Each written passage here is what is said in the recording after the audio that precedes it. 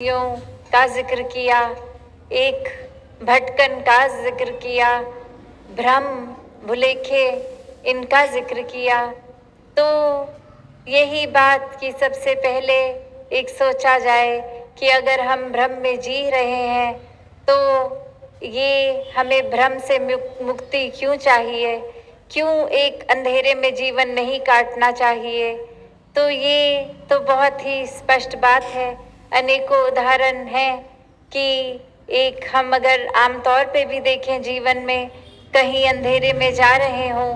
तो वहाँ चोट लग सकती है, और वहीं अगर एक लाइट किसी तरह पहुँच जाए तो सब स्पष्ट दिखता है और हम चोट से बच जाते हैं।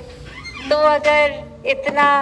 सिंपल ये साधारण रूप संसारिक किसी स्थिति में हो सकता है, तो वो एक आत्मा जो इतने समय से एक भटकते शरीरों में ही बदलाव देख रही, और अब जब मनुष्य का शरीर मिला तो कैसे ये अपॉर्चुनिटी, ये समय एक मिल गया कि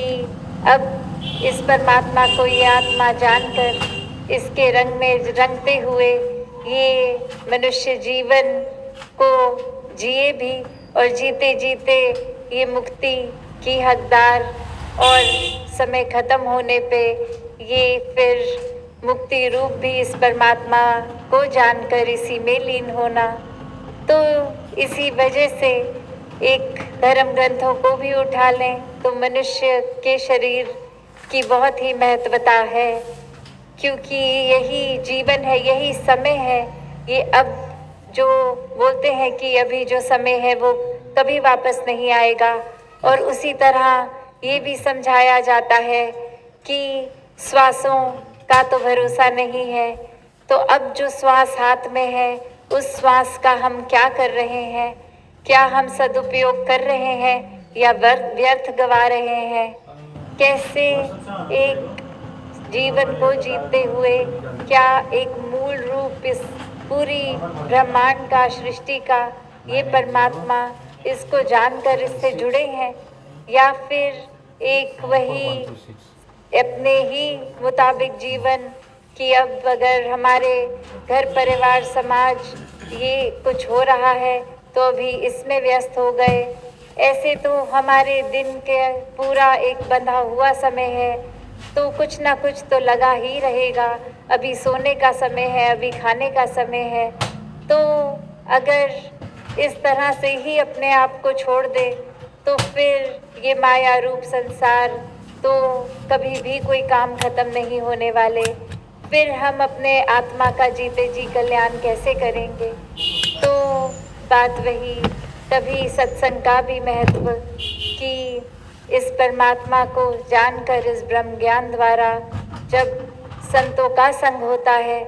तो फिर अगर थोड़ा सा भी संसार में एक इस रूप में लग जाते हैं, संसार के एक मटीरियलिस्टिक दुनिया में खो जाते हैं, तो संत वापस एक सही दिशा में ये लगाम रूप जब होता है तो फिर अपने आप ही इस परमात्मा की ओर ऐसे ही भाव रखते हैं कि इस परमात्मा द्वारा अगर थोड़ा भी बल है, थोड़ी भी क्षमता है तो परमात्मा ने दी है, और इसका सदुपयोग किया जाए अपने लिए और पूरे संसार के लिए उपयोगी रूप ही रहे, ये सेवा भाव मन में बैठ जाए। और ऐसे ही फिर हर एक के लिए एक मानव से मानव को जोड़ने का काम फिर ये किया जाता है। फिर सामाजिक पहलू जितने भी हों उस पे भी स्वयं ही ये सेवा भाव से मानुष चलता है कि अभी जो भी एक ज़रूरत है जिस समय की, कि कभी अगर जाते लगता है कि कहीं पे कुछ ज़्यादा कूड़ा कचरा, तो वो चेतनता भी होती है कि सड़क पे इस तरह नहीं फेंकना, जो निर्धारित जगह है उसी में फेंकना है। एक संसार इतना सुंदर परमात्मा ने बनाया, ये वनस्पति, तो वहाँ उस रूप में भी कि ये स्वच्छ जहाँ मन को रखना है वहाँ अपने आसपास वाले पूरी जगह और संसार को और ज़्यादा एक साफ करते हुए, ये चाहे वृक्षारोपण हो, चाहे कोई और सामाजिक उद्देश्य से, फिर भाव तो सेवा का ही है, कार्य भी हित का ही होता है। तो इस तरह से भक्तों ने हमेशा, जहाँ एक सामाजिक रूप में ये कल्याण तो करा ही है, पर उससे पहले हमेशा एक मन की, एक आत्मा की, एक अंदर की तरफ की स्थिति, जो एक आत्म मंथन की बात कि करके खुद अंदर से देखें कि किस तरह से एक खुद को और संवारा जाए, एक अपने मन को ये जर्नी विद इन ऐसे किया जाए कि यहाँ हम अपना भी संवार लें ये होते होते समय, और फिर वो रूप प्यार का चहु और बिखेरते भी चलें अपने कर्मों द्वारा। तो ये मन की अवस्था का महत्व, ये नियत, ये इंटेंशंस, तभी एक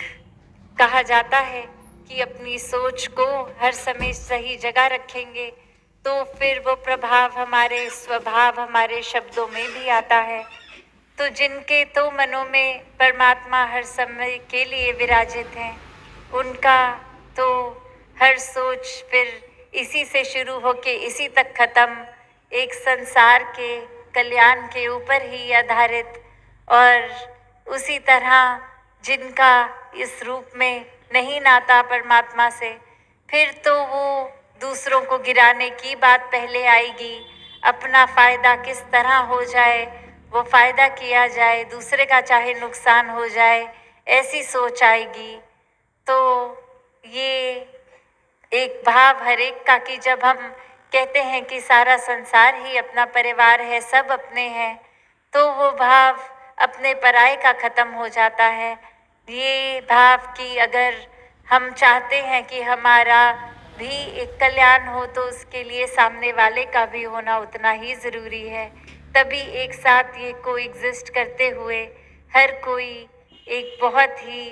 साफ रूप में इस जीवन को जी सकता है। अपने जीवन के इस उद्देश्य को, इस आत्मा परमात्मा के मिलन के ये एकत्व रूप को हासिल करते हुए, आपसी दिलों में भी प्यार बनाते हुए, ये प्यार से एकत्व भी विस्थापित कर लेते हैं।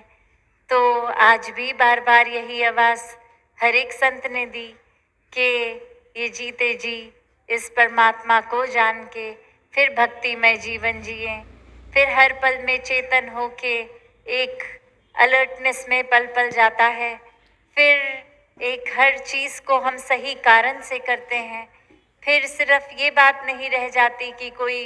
बोली हुई बात है इसलिए विश्वास इस पे कर लेते हैं कि आसपास वाले ये बात बोलते हैं।